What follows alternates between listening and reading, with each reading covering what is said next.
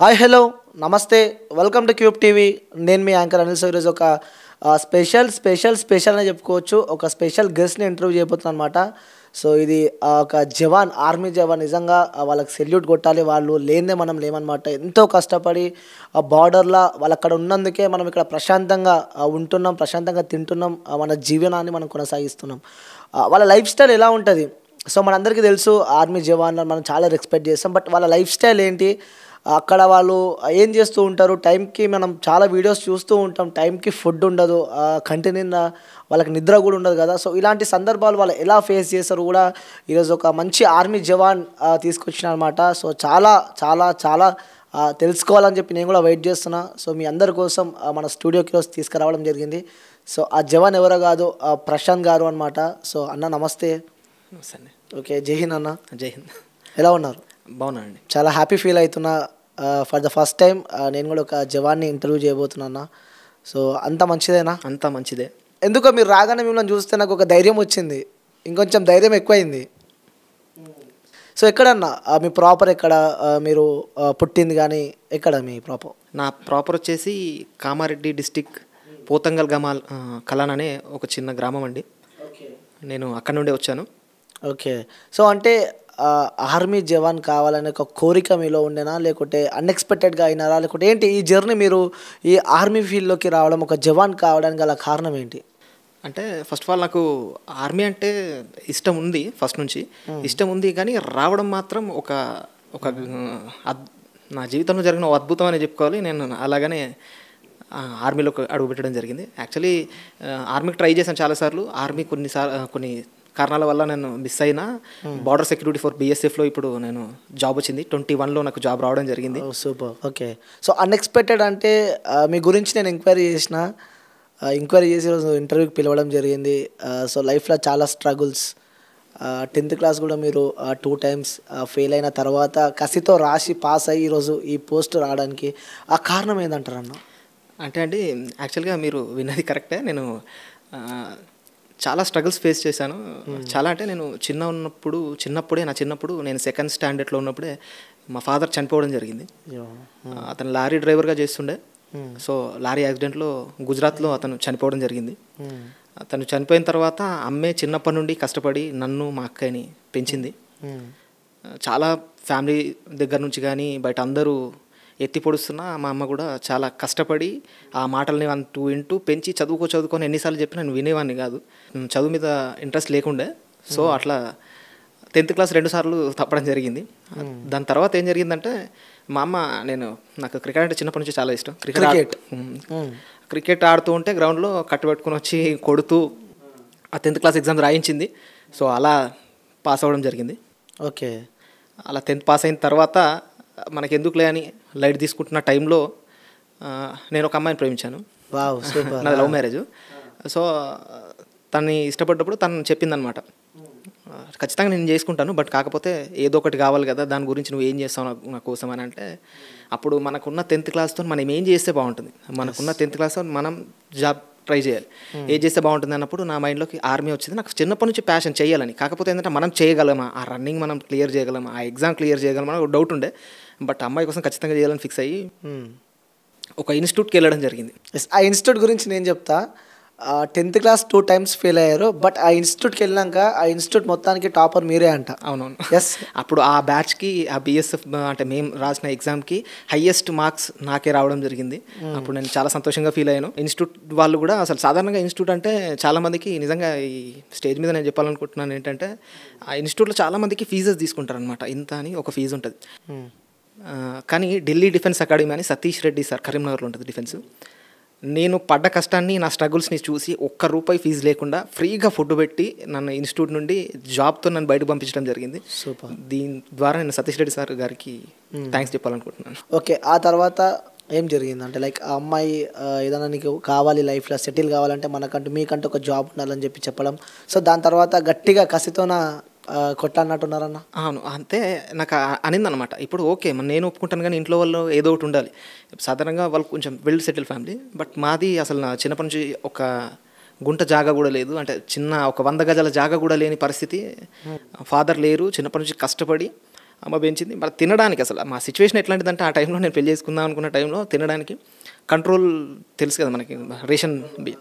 ఆ రేషన్ బియ్యం వస్తేనే ఓన్లీ ఆ బియ్యం, ఒకవేళ అయిపోతే అవి కూడా మేము పక్కటి నుంచి అరువు తెచ్చుకొని బతికిన రోజులు. వేసుకోవడానికి సరిగ్గా బట్టలు ఉండేవి కాదు, చాలా కష్టాలు. ఆ టైంలో నాకు అమ్మాయి చెప్పిందనమాట, ఇట్లాంటి టైంలో నీకు ఇయ్యరు కదా, సో నీకు ఏది లేదు ఇవ్వాలంటే ఆలోచిస్తారు కదా, ఏదో ఒకటి ఉంటే మనం ఏదో ఒకటి చెప్పొచ్చు అని చెప్పిందనమాట. సో అమ్మాయి కోసమే కష్టపడి జాబ్ తెచ్చుకోవడం జరిగింది. ఆ జాబ్ వచ్చింది. జాబ్ వచ్చిన తర్వాత జాబ్ అంటే నేను అప్పుడు ఇంకా ప్రాసెస్లో ఉంది. ప్రాసెస్లో ఉన్నప్పుడే వాళ్ళు ఏం చేశారనమాట, నమ్మకంతో అరే వీడు మా అమ్మాయిని పోషించగలడు అనే నమ్మకంతో నాకు ఇవ్వడం జరిగింది. అమ్మాయిని లవ్ మ్యారేజ్ అయింది అలా. బట్ కాకపోతే ఒకటేంటంటే అందరికీ ఒకటి ఉంటుంది, ఏమని, ప్రతి మగాడి విజయం వెనకాల ఒక ఆడు. నా లైఫ్లో నాకు నలుగురు ఉన్నారండి. ఆ నలుగురు గురించి నేను ఇప్పుడు చెప్పాలి.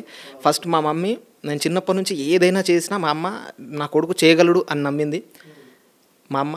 మా అక్క నా గురించి చాలా కష్టపడ్డది. 3 నా భార్య, నన్ను ప్రేమించి మా ఆయన ఏదైనా చేయగలడు అనే నమ్మకంతో ఉంచిన నా భార్య. 4 మా అక్క కూడా నా కోసం చాలా సాక్రిఫైస్ చేసింది. ఈ నలుగురు ద్వారానే, ఈ 4 పిల్లర్ల ద్వారానే ఇప్పుడు నేను ఇక్కడ కూర్చోగలిగాను. సో నేను దీని ద్వారా నేను నా ఫ్యామిలీకి థ్యాంక్స్ చెప్పాలనుకుంటున్నాను. వావ్, సూపర్ అన్న. సో చిన్న కుటుంబం నుంచి ఇప్పుడు చాలామందికి ఫుడ్ పెట్టే స్థాయి కూడా మీరు ఎదిగారని చెప్పి కూడా మీ బిహైండ్ వర్క్ నేను చేసిన కాబట్టి నాకు తెలుస్తుంది. మీ చుట్టుపక్కల వాళ్ళకి చెప్పడం జరిగింది. సో ఒకప్పుడు ఏం లేని స్థాయి నుంచి ఇప్పుడు 10 మందికి తిండి పెట్టే స్థాయి దాకా ఆ వ్యక్తి ఎదిగిందని చెప్పి చెప్పడం జరిగింది. సో ఇలాంటి మాటలు విన్నప్పుడు మీకేమనిపిస్తూ ఉంటుంది? అది అంటే ఆ స్ట్రగుల్స్ ఫేస్ చేసి అక్కడి నుండి వచ్చినాను కాబట్టి, అంటే అది నా గొప్పతనం కాదండి, నేను అదే అనుకుంటాను. నేను ఆ స్ట్రగుల్స్ ఫేస్ చేస్తూ ఇక్కడి వరకు రావడానికి అవన్నీ చూస్తూ వచ్చాను కాబట్టి నాకు తెలుసు ఆ ప్రాబ్లమ్స్ ఎలా ఉంటాయి. ఇంకోటి ఏంటంటే నేను ఓన్గా ఒక బ్లడ్ గ్రూప్ని ఒక వాట్సాప్ గ్రూప్ని రన్ చేస్తూ ఉంటాను. నాకు ఎవరు మెసేజ్ చేసినా నేను ఇప్పటివరకు దాదాపు ఒక 15 టైమ్స్ వరకు ఈజీగా ఇవ్వడం జరిగింది బ్లడ్. ఎవరికైనా సరే హెల్ప్ చేస్తూ ఉంటాం.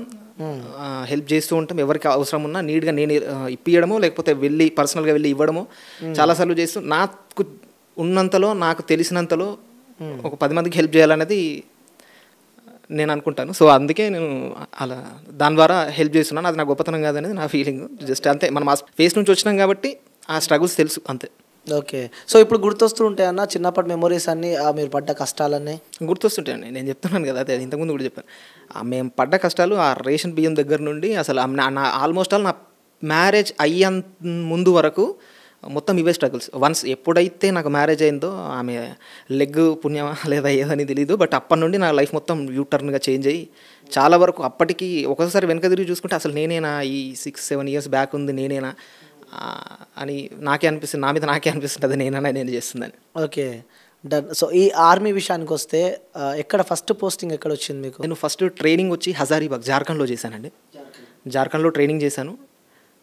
ట్రైనింగ్ చేసిన తర్వాత ఫస్ట్ పోస్టింగ్ వచ్చి గుజరాత్ బార్డర్లోనా? గుజరాత్ బార్డర్లో, ఇండియా పాకిస్తాన్ బార్డర్లో ఫస్ట్ చేయడం జరిగింది. దాని తర్వాత ఇప్పుడు ఇండియా బంగ్లాదేశ్ బార్డర్ పశ్చిమ బెంగాల్లో చేస్తున్నాను. ఓకే. సో ఎలా ఉంటుంది ట్రైనింగ్? చాలామందికి డౌట్, ఆర్మీ కావాలంటే చాలా ఇబ్బందులు ఉంటాయి, చాలా ట్రైనింగ్ ఉంటాయి, చాలా స్ట్రగుల్ ఉంటాయి, చాలా కష్టాలు ఉంటాయి అని చెప్పి చెప్తారు కదా. సో ట్రైనింగ్ ఏ విధంగా ఉంటుంది? ఒక వ్యక్తి ఆర్మీ ట్రైనింగ్కి వెళ్ళాలంటే సో ఆ వ్యక్తి దగ్గర ఎలాంటి క్వాలిటీస్ ఉండాలి? క్వాలిటీస్ అంటే అండి, ఫస్ట్ ఆఫ్ ఆల్ మీరు అడిగిన దానికి కష్టం ఉంటుంది కదా అని, లైక్ కష్టం ఉంటుందండి ఖచ్చితంగా. ఎందుకు అని అంటే రేపొద్దున ఎవరైనా ఏదైనా ప్రాబ్లం వచ్చినప్పుడు నువ్వు దాన్ని ఎలా ఫేస్ చేయగలుగుతావు, అదే కదా. ఫస్ట్ నువ్వు ఫేస్ చేయలేనంత నువ్వు స్ట్రాంగ్గా లేనప్పుడు జాబ్కి ఫిట్ కాదు. సో వాళ్ళు ఆ ట్రైనింగ్లో అదే నేర్పిస్తారు. ట్రైనింగ్లో ఏముండదు, జస్ట్ ఇదే, అంటే నువ్వు ఏదైనా ప్రాబ్లం ఎదురైనప్పుడు నువ్వు దాన్ని ఎలా ఫేస్ చేస్తావు అనేది ప్రాబ్లం. దానికి వాళ్ళు మమ్మల్ని ఫిట్గా చేశారు. దాంట్లో ఉంటుంది, ఎందుకంటే మనం చిన్నప్పటి నుంచి ఫిజికల్గా అంత ఫిట్గా ఉండం కాబట్టి అక్కడికి వెళ్ళిన తర్వాత కొన్ని స్ట్రగుల్స్ ఉంటాయి. బట్ కాకపోతే ఏంటంటే దాని తర్వాత లైఫ్ని నువ్వు నీ బాడీని ఒకసారి వెనక తిరిగి చూసుకుంటే అప్పటికి చాలా చేంజెస్ వస్తాయి బాడీలో. ఓకే. సో ట్రైనింగ్ తర్వాత ఓకే. సో ఫస్ట్ పోస్టింగ్ వచ్చినప్పుడు మీ ఫీల్ ఏంటి? లైక్ అంటే బార్డర్కి వెళ్ళినప్పుడు, ఇండియా పాకిస్తాన్ బార్డర్కి వెళ్ళినప్పుడు, ఎందుకంటే మనం చిన్న ఉన్నప్పటి నుంచి వింటూనే ఉంటారు ఇండియా పాకిస్తాన్ బార్డర్ చాలా డేంజర్ ఉంటుంది, సో పాకిస్తాన్ వాళ్ళు ఎంటర్ అవుతుంటారు అని చెప్పి కొన్ని సినిమాస్లో మనం చూసాము. నిజ జీవితంలో కూడా మనం చిన్నప్పటి నుంచి ఎప్పటి నుంచో మనం అవి వింటూ ఉంటాం కాబట్టి. సో ఫస్ట్ మీకు ఏమనిపించింది ఇండియా పాకిస్తాన్లో బార్డర్లో మీకు డ్యూటీ వేసినప్పుడు మీకు ఏమనిపించింది? అంటే ఇండియా పాకిస్తాన్ బార్డర్లో డ్యూటీ చేసినప్పుడు ఫస్ట్ రోజు డ్యూటీకి వెళ్ళినప్పుడు నా ఫీలింగ్ ఏంటంటే, వెళ్ళి బార్డర్లో నిలబడిన తర్వాత అసలు ఆ ఫీలింగ్ ఎలా ఉంటుందంటే, ఎవ్వరు ఉండరు, నిర్మానుష్యమైన ప్రదేశం, బార్డర్కి అటు పాకిస్తాన్ ఇటు ఇండియా, అక్కడ నిలబడితే అసలు అనిపిస్తుంది లైఫ్లో మనం ఏమైనా సాధించాము ఏమైనా చేసామన్నట్టు ఒక బార్డర్లో నిలబడి దేశానికి రక్షగా ఇక్కడ నిలబడుతున్నాం అనే ఆ ఫీల్ ఉంటుంది. ఆ ఫీలింగ్ అసలు మనం ఎన్ని డబ్బులు ఇచ్చినా కొనుక్కోలేం. ఆ ఫీల్ వేరే లెవెల్ ఉంటుంది.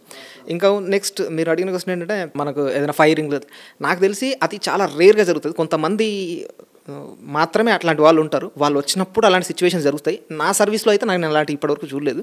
బట్ కాకపోతే ఏంటంటే ఉంటుందండి, ఖచ్చితంగా ఒక ఫీల్ అనేది ఉంటుంది. దేశానికి అండగా ఆడ నిలబడడం అనేది ఆ ఫీల్ అది వేరే లెవెల్. అంటే టెన్షన్ కానీ ఆ భయం కానీ ఎప్పుడు అనిపించలేదా? లైక్ వాళ్ళు ఎవరైనా అటాక్ చేస్తారేమో. ట్రైనింగ్లో ఉండేది అది కదండి. మనకు ట్రైనింగ్లో ఏముంటుంది, ట్రైనింగ్లో నువ్వు ఏ దాన్నైనా ఎలా ఎదుర్కోగలవు అనేదే ట్రైనింగ్. మనకు అక్కడనే నేర్పించినప్పుడు ఇంకా అక్కడ అంత భయం ఏమి ఉండదు. బట్ కాకపోతే ఏంటంటే మనకు కొంచెం మన జాగ్రత్తల్లో మనం ఉండడం ఎందుకని బెటర్ అంతే. ఓకే. సో అక్కడ ఉన్నప్పుడు ఫుడ్ విషయానికి వస్తే ఫుడ్ ఎలా ఉంటుంది అక్కడ మీరు? ఎందుకంటే డిఫికల్టీ ఉంటుంది కాబట్టి అక్కడ ఫుడ్ ఏ విధంగా ఉంటుంది? లైక్ ఇక్కడ మనం తిన్నట్టే ఉంటుంది లేకపోతే మీకు సంబంధించి మంచి ఫుడ్ ఉంటుందండి. మంచి, ఎందుకంటే మన శరీరం దృఢంగా ఉండాలంటే ఏవేవైతే కావాలో అలాంటి ఫుడ్డే ఉంటుంది. మంచి స్ట్రాంగ్ ఫుడ్ పెడితేనే మనం అలా స్ట్రాంగ్గా గట్టిగా ఉండగలుగుతాం కాబట్టి అది ఉంటుంది. బట్ కొన్ని సిచ్యువేషన్స్ కొన్ని పరిస్థితుల్లో అది చేంజ్ అవుతూ ఉంటుంది కొన్ని పరిస్థితులను బట్టి. బట్ కాకపోతే మంచి ఫుడ్డే ఉంటుంది. లైక్ ఎగ్జాంపుల్ చెప్పాలంటే ఫుడ్ బాదం కానీ, కాజు, ఫ్రూట్స్, సలాడ్స్ అలాంటి మంచి ఫుడ్. అంటే ఫుడ్లో కూడా మీట్, అంటే మనకు నాన్ వెజ్ కానీ మీకు అన్ని రకాలుగా ఉంటుంది. అంటే హెల్త్కి ఏదైతే బాగుంటుందో, ప్రోటీన్ అందించడంలో ఏదైతే దోహదపడుతుందో అలాంటి ఖచ్చితంగా మంచి ఫుడ్ మాత్రమే గవర్నమెంట్ ప్రొవైడ్ చేస్తుంది. ఓకే. అక్కడ ఉన్న వాళ్ళకి మంచి ఫుడ్ ఉంటుంది. ఓకే. ఇంకొకటి, ఆర్మీ జవాన్లకి నిద్ర ఎక్కువ ఉండదు. ముఖ్యంగా బార్డర్లో ఉన్న వాళ్ళకి ఆ నిద్ర మ్యాక్స్ 4 to 5 hours ఆ టైమే వాళ్ళు పడుకుంటారు, మిగతా టైం మొత్తం బార్డర్లో ఉంటారు అని చెప్పి విన్నాం మేము. మరి అదేంతవరకు నిజం? ఉంటుందండి, నిజం 100% అది. కాకపోతే ఏంటంటే డిపెండ్ అని ఇప్పుడు డ్యూటీస్ ఖచ్చితంగా మన భరోసాతోనే ఇంతమంది జనాలు ఇక్కడ పడుకోగలుగుతున్నారంటే అక్కడ మనం ఉండడం వల్లనే. సో మనం ఆడ కొంచెం మన డ్యూటీస్ని 100% మనం నిర్వర్తించాలి. అది నిర్వర్తించిన క్రమంలో నిద్ర అనేది కొంచెం తక్కువగానే ఉంటుంది. ఇప్పుడు మనం రెగ్యులర్గా నార్మల్ క్యాండిడేట్స్ ఇక్కడ ఎట్లా అయితే ఉంటారో అంత నిద్ర అయితే ఖచ్చితంగా ఉండదు. బట్ కాకపోతే ఏంటంటే పర్లేదు, ఉంటుంది. 4 to 5 hours ఉంటారు. మీరు ఎన్ని అవర్స్ పడుకుంటారు? అంతే అండి, మ్యాక్స్ 4 to 5 hours అలా పడుకొని చేస్తుంటాం. ఓకే. అక్కడ బార్డర్స్లో కూడా కొంచెం డిఫికల్టీ, లైక్ అంటే ఎక్కువసేపు నించోనే ఉండాలి.